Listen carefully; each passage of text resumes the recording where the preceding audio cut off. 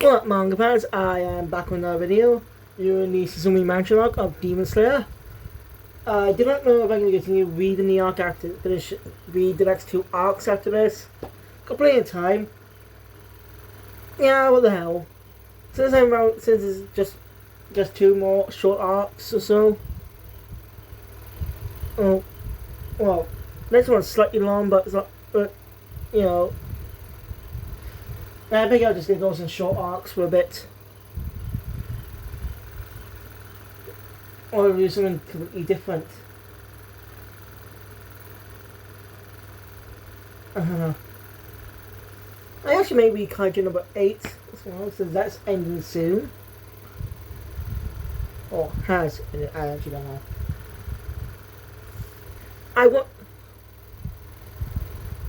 So it seems I know. So I don't know what season 1 ends on. What arc does season 1 adapt up to? Curious to know. Probably, I wish I watched it. I was continuing watching it as it was airing, but oh boy. Actually, speaking of arcs, I should check to see how long Jujutsu Kaisen's Kyoto Exchange Goodwill event arc is. Because that's a pretty long arc. I was planning to get back to watching, rewatch Bleach in Japanese. Just review arc by arc again. But watch nearly all the episodes in English. Yes, I say nearly. I'm not going to skip filler arcs, because it's part of the experience and stuff for the anime. But I will skip filler episodes that really don't need to be there. Again, I think a Bleach Kaito thing will work. Because something like, I suppose Dragon Ball Z is the only one to get a type of recut version. One Piece technically has too, in a way, with the Fishman Island saga, since they condensed over 40 or so episodes into 20 something. So, I want to see them do that for all others. They technically did do a new adaptation of the East Blue Saga. That's in a special, so that's more condensed. As they did a lot of content in the manga. I just think the approach they did with Fishman Island could work for other stories, like other old anime that are filling in it. That's a good filler. Like Bleach has a good filler arc, and that is the Zanpakuto Volume arc. Initially, the Soul Beast arc was initially part of the main that arc, but was split off. Which, yeah, it kind of makes sense. It's its own sort of mini arc, just its own place waking up, just a peaceful arc, where there's not really much typical arc antagonists and stuff. So this is already over and done with. But just finish up everything from that split off. You get my point. Okay, a Zekai style show, something that can really work for older anime. It can really work for older anime.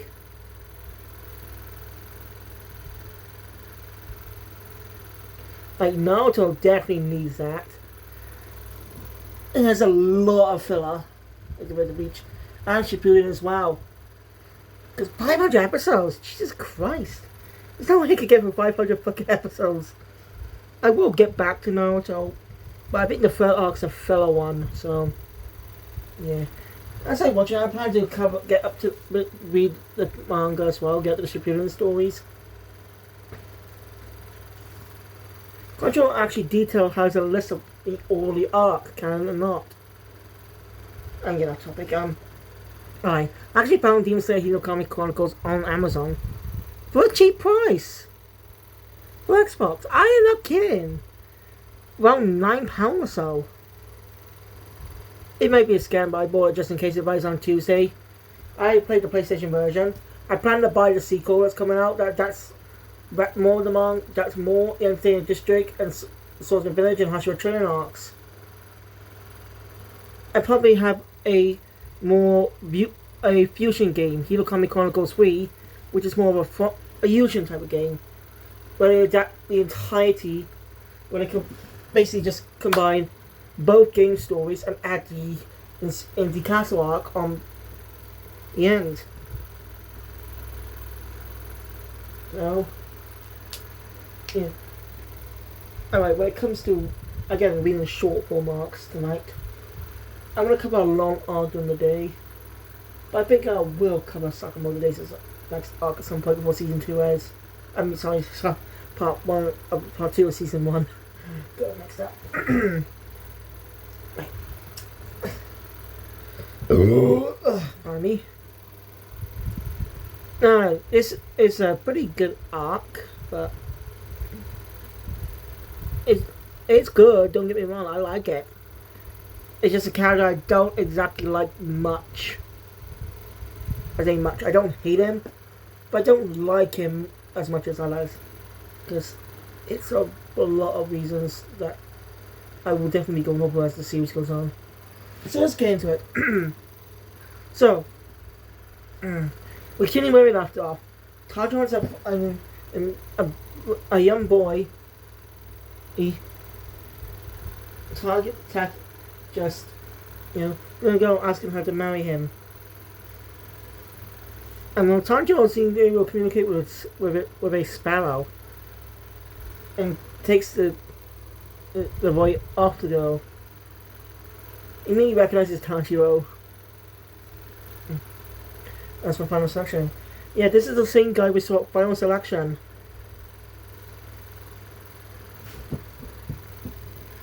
The girl basically, Blau tells him she's not in love with him, she just asked if he was okay. So, yeah, this boy is a bit of a coward. But not Usopp level coward, even a little more cowardly. More nearly to Pop's level of cowardness. If you don't know who Pop is, that's one being one to explain. He's a main character from Dragon Quest The Adventure Guy, a spin-off manga based on the Dragon Quest series set publishing Weekly Shonen Jump back in the 1980s. It's a good series. It had 2 anime adaptations, one in the 90s, one in 1991, and a recent one back in 2020, which finished up back in 2023. I didn't watch all of it, sadly. I wanted to initially try to do arc views on it, but random is complicated. And can't find any chapter images from the manga to, use for thumbnails for my reviews on the arcs. It's complicated. Makes it really annoying. So, anyway, Butt was a coward. Even when Bad didn't die, he's doing a first fight with Crocodile. But then so ended again advice from an unexpected big source. Again, spoilers. I'm just going off a bit of his character journey in that story. I don't know how. I think it's a great fight later in the series. So he ends up going to Dice 8 and managed to help out. Managed to turn the time out to win. And he has a good fight to fight later down the line with Hyunko, another character. Spoilers. Fighting for his best friend, fighting for their friend. It's a great battle, and I recommend you give Dragon Quest The Adventure Die a watch. Because Pop definitely grows as a character. Wait for that.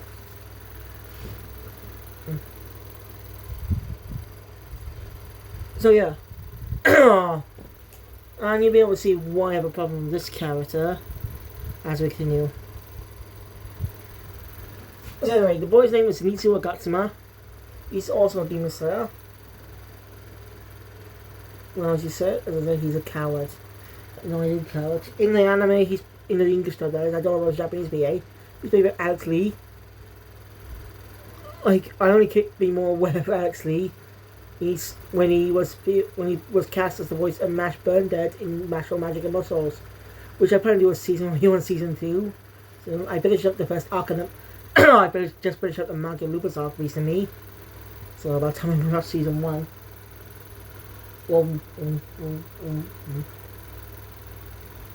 Just for a refresher. So we can dive into season 2. Anyway.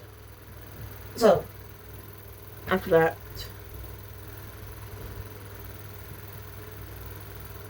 So Zenitsu is obviously cowardly. I love good comedy from Tanjiro. I say Tanjiro's a great protagonist. A lot, unlike other shonen protagonists at the time. He's not an idiot. No, it doesn't. He's not stupid. It. Well, he doesn't. He does have. He does get angry, but not like other characters. He's more of a kind, gentle soul that was forced, that never really wanted to fight, but was forced to after his family were killed. But I kind of wish we got to spend more time with the family. Just for, chapter 1 should be a setup, right? So you spend the first half of chapter 1 spend time with the family. End the chapter on the murders, and chapter 2 will continue that story. Be a great way to shock. There's a great shocking end. Oh, please tell me I don't have another hole in my shirt. I'm just getting.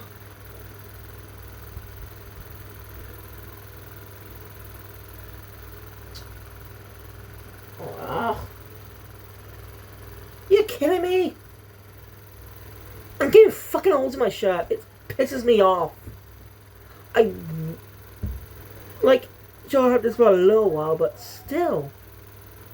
Shouldn't be getting holes in this like that. Oh, these are fucking moths. If I was wearing my new shirts, I'd be pissed off. It's annoying.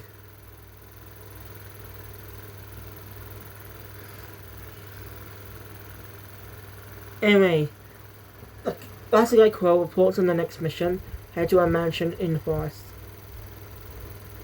Tanjiro goes, where Zenitsu lets me accompany him.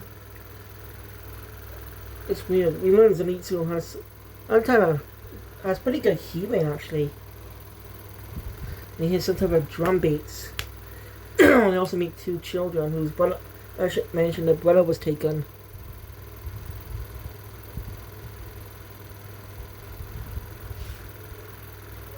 Now, this technically is the first arc about Nezuko. Yeah, actually it is. This is basically the first story arc about Nezuko. Sure, she wasn't in the final selection, but that's still part of the first arc. So she was in that arc. You get my point? She does appear at the end, but doesn't have much of a role.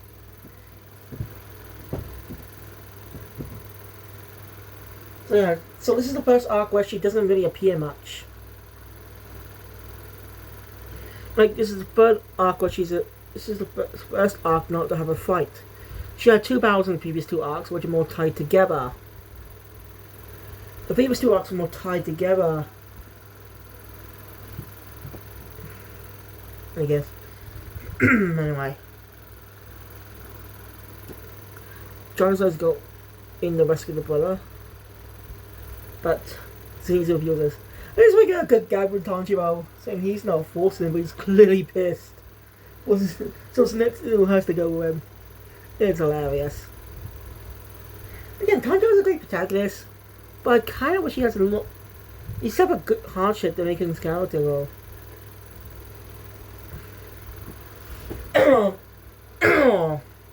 I kind of wish we saw him learning those techniques as he fights. Anyway, sorry.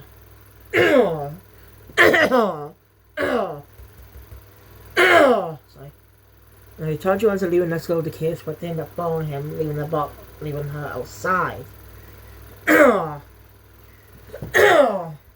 Okay, it's a little funny. So yeah, and the cameras and before being separated from each other. Tanjiro and the girl, Tabuko, and they're trapped in the demon as we hand this place. It's dangerous. Because Tanjiro can't do surprise attacks. Because he literally announces himself to the demon. It's interesting. Yeah. It seems as cameras, they end up buying a weird guy in a ball mask with swords. It's weird. Anyway, we see Zenitsu actually does some skill, even though he's a coward. And when he passes out, he ends up waking some sort of other personality within him. More confident personality. As you can hear, it's this thunder breathing. Thunder breathing. First form. Thunderclap and flash. Oh, this is a again, this is a great introduction to this character. Aside from what his growth could be like.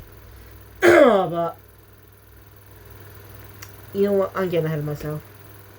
I'm just saying, this is a great setup.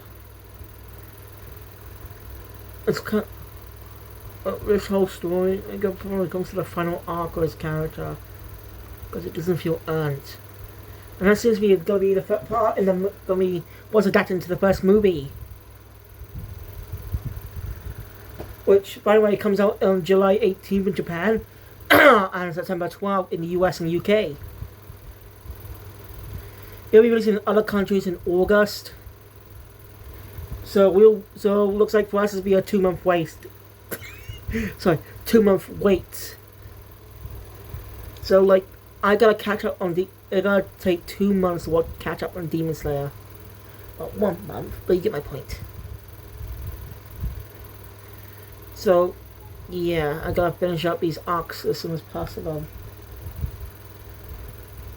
That way you can watch the anime while the movie comes out in September. As I probably won't be able to get it done by the time the 18th comes out. By the time the 18th happens. So yeah. So September for me. These videos. The video castle out for realize. I hope I'll be able to do it in time. No, I might just have to wait till the home media release. No, wait, that's gonna take a while because in the UK we only got up to the Swordsmith Village arc on Blu-ray. Look. We only got up to here. More recent. The Astral Training arc's not yet out on Blu-ray, but probably will be available soon or so. Like, when it comes to all the anime, they have. I recommend you just go and follow Anime Blu-ray UK's Twitter account. Because they give, it's a great update on a lot of anime that's coming into the UK by different companies. I mean, this is why I found out that Sailor Moon is getting a whole media release in the UK sometime this year. Like, we're almost halfway through 2025 and still no news about that. So, we got to December, when it comes out. And when it does come out, it's probably going to be pretty expensive, but I'm definitely going to buy it, because it's the first time I get out basically own Sailor Moon. I also bought this book recently. Sailor Moon book. There you go, so I'm going to write more stuff down.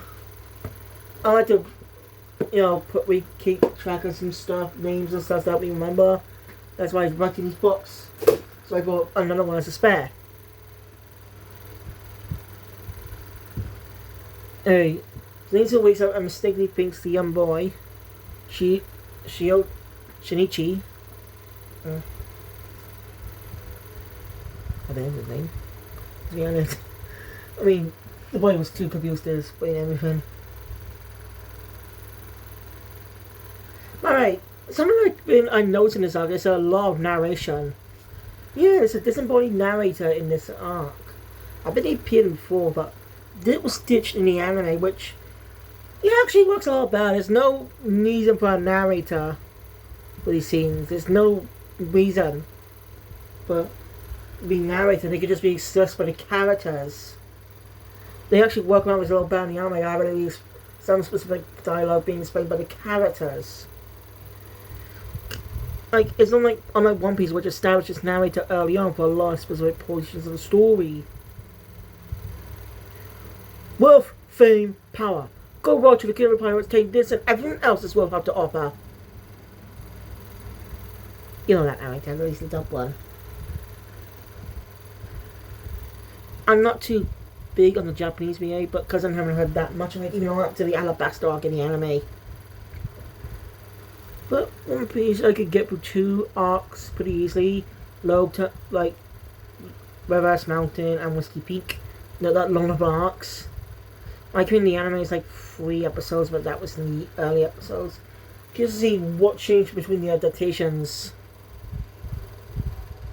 Because the pacing in the anime is awful when it comes to adapted arcs. Not a joke.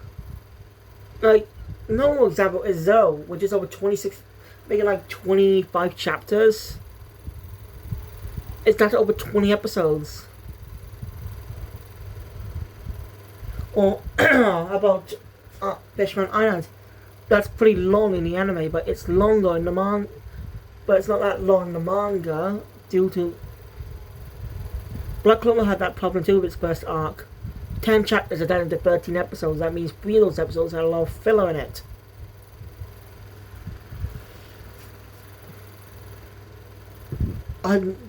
So, hear me out about this one, by the way. I'm not hoping for a season 5. Not hoping for a season 5 of the anime. Quite the opposite, but I'm looking for I want to hope for a reboot. I'm all for the continuation of the main series of the anime, but I think a remake will make more sense because it's actually a good, smart idea to fix the pacing of the story. To fix its pacing. I'll adapt the manga eat badly. Huh?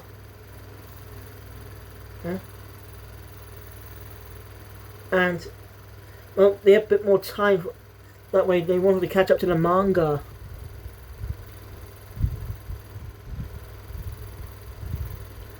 You know, that's what I think.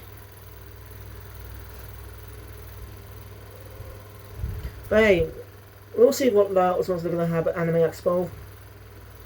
Which I think is on July 5th. Or something. I don't know, but probably getting some more Fist of North Star news then, alongside JoJo. But I suspect Fist of North Star will be similar to how JoJo is on TV.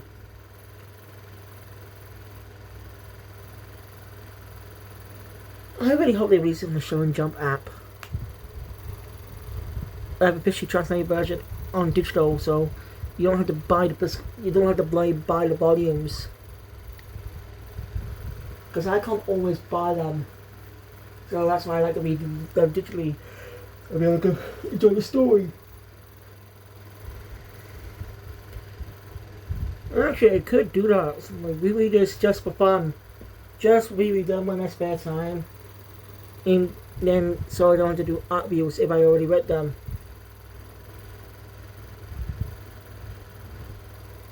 So I'm like I do the animes. I like watching One Piece, dubbed, just to watch through. That's all. And up to the Zoroark. So, just to see how that they can explain the anthropomorphic animals. Like, are they devil fruit users or something? I really don't know because, again, never seen it. Only know little context of what happens in it.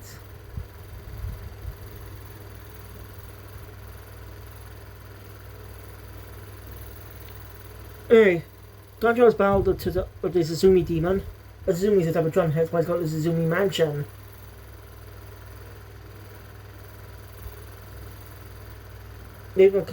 And that bullhead guy shows up again. And he's reckless. Even though it'd be confrontation with Tanjiro for tap. It's on a transport to a different location. Got to mention, the demon Tsuzumi drums they will change the room's locations. So basically you end up in a different location in the game. But it is interesting for the games too. I played the Inokami Chronicles twice. It's a good game. I had pretty good straight. It's better for me than now to Ultra Ninja Storm games. I'm not saying they're bad. But come on, the mission system is really... I don't really want to do a mission system like that. Do side missions to progress with the story. I don't like that. I rather do my side missions on my own time, not be forced to do them. I was probably in game Persona 5 Defendant X. To progress with the story, you must like sometimes you have to level your character up. But that's more annoying because they don't always level up from battle. You have to do other things that level up. It's a real grind. I get it's a gacha game, but still an RPG. So don't need to level up for other activities. Just do it for gameplay. That's all. Right now, I do enjoy the game. I just don't know why they decided to have it just in Japanese and not have an English dub. This is the second Persona game not to have an English dub since Persona Q2. Anyway.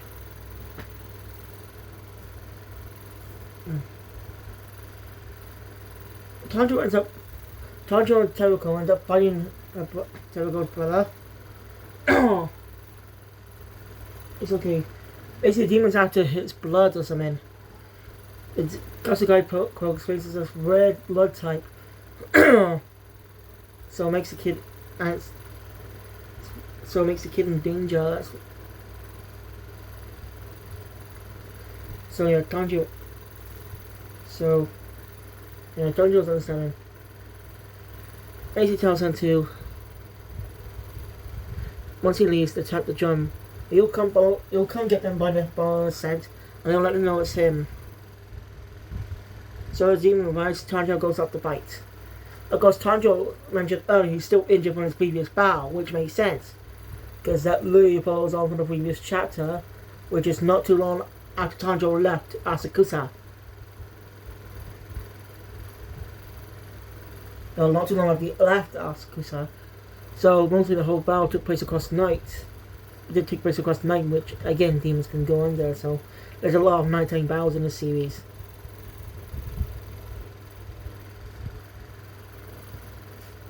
So it's a really cool fight. Tanjiro had repeatedly that without putting too much pressure on his body, and also avoiding the claws. And he has that using one of his water breathing techniques. We actually learned Demon was a writer in his past, but was criticized for his work, saying it was bland and stuff. And he should just give up. And this is what Koyohara Goto does best with the series. Makes the demons sympathetic. They didn't ask to become murderers, they were changed into that. Because of Kibutsuji. Manipulating them. Kibutsuji manipulates them. So it makes it sick. It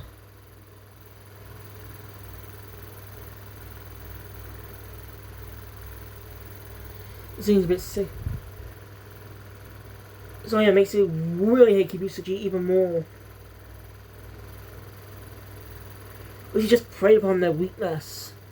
We just preyed upon them in their lowest moments. Brings them to become demons. And because of that became dangerous killers. Eventually losing some of their memories from their past lives. And it's really sad. That's why it doesn't excuse their current actions, but that was all Kibutsuji's fault. They became that way though. So that is good writing. That's what I love about the series. The demons didn't choose to become this. They were forced to, manipulated. It really shows how evil Kibutsuji is. It's good. Sure, not all demons have sympathetic backstories. Again, nothing wrong with that. I'm just saying this is what I like about the series. It makes the bad guys a lot more sympathetic. Makes you really root for Tanjiro to eventually take down the leader. Especially the next arc. But anyway, Tanjiro. Tanjiro defeats him and after seeing his blood demon arc was great. It's really impressive. Tanjiro shows respect for that. It's a really cool technique. Shinro is just used for killing people. Hey, Tanjiro goes up, rescues the siblings, and say, we head out. Alright, earlier it was revealed that demon is actually a former member of the 12 Kizuki. He has a number on his eye and it's scratched out. So Tanjiro was able to take his blood. He was no longer a 12 Kizuki, he still had Kibutsuji's blood in him. And Kibutsuji's one will permanently scar the eye. Because normally that will only all be healed. But since it came from Kibutsuji's blood, because of Kibutsuji's blood that caused the mark, it didn't heal.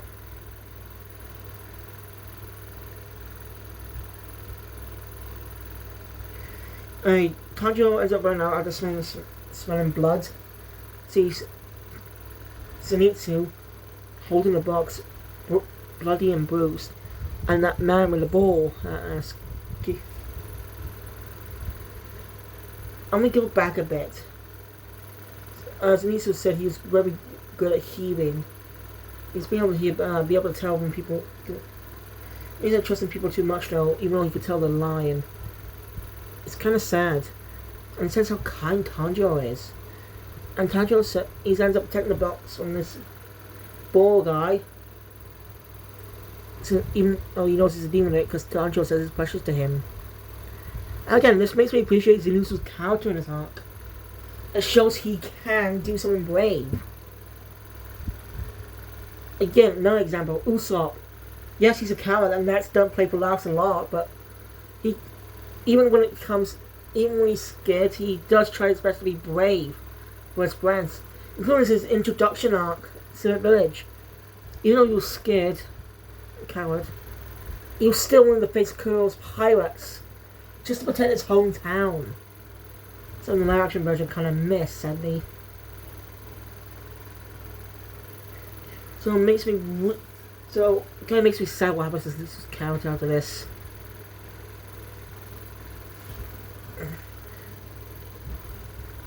Anyway, that's why that book goes after, because he knew there was a demon inside, because he was able to smell it. Hence how being stuff. It wasn't time to face up against the guy whose name was Inosuke Hashibara. Was it Hashibara? I don't know.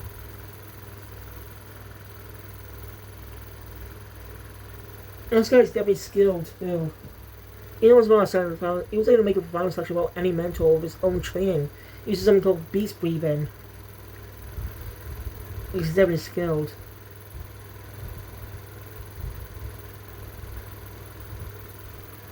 And he bites like a wild animal since he grew up in the forest. But Tanjiro was able to get his son a headbutt and broke his leg with just a punch. And he got his mask, his mask spells off. He has a beautiful face. And well, Tanjiro ended up complimenting it, even though he doesn't know that's basically mocking him. It's quite funny. Those guys are passing out. So he wakes up after the others were burying some of the bodies. There's no skills in the stand burial and stuff. He says he abused the help. So Tanjiro basically telling him it's okay to be calm. Unintentionally mocking him. So yeah. That's that. So yeah. The three head down so they say goodbye to the kids and head off. Everyone else keep following them. As they head up to a special place that Demon Slayers can go to for free, because the owners were saved by Demon Slayers a long time ago. So, get some rest on the cover. They all have broken ribs. Inosuke has the most broken ribs. Damn, Tanjiro's punch must have been really big. Or it might be Inosuke's very good flexibility. Yeah, this is where the narration box comes in, even though it doesn't need narration, we can tell, doesn't need to tell us, just show us. And the anime did that better. Even though the anime's art style is slightly different to the mangas. I'm not kidding. Look, compare the anime to the manga, you'll see a difference in the style. And it doesn't even change later. So it's pretty interesting. Might be due, but that might be more because you have how UFO table is more comfortable with. It's like tweak the design, help them draw better, make them more comfortable, but still, like a nice little. Anyway, so does finally ask about why Sanjo's getting a demon. That's when Nezuko comes out. Zenitsu is initially scared, but sees how beautiful, gets jealous. And the arc ends with that comedic bit where him going after Tanjiro. This concept, and this little thing comes from, like, he's even more worse than Sanji when it comes to women. And I think Zenitsu's a good character. He gets a great. You learn a bit about him and know about him in the next arc, what George just mentioned about dialogue in this one. So I didn't mention it here because I'll bring out more I'll probably put it up in that view on the Mount Nantaguma arc. So thank you guys for watching. If you enjoy my content, please thumbs up. If you want to see more, subscribe to the channel, like, share, the obviously all the videos because of the video, and I'll see you guys later, I think, for the Reverse Mountain arc of One Piece. If I decide to do that next. We'll see. Thank you. I'll see you guys later or next time. Guys, jump out.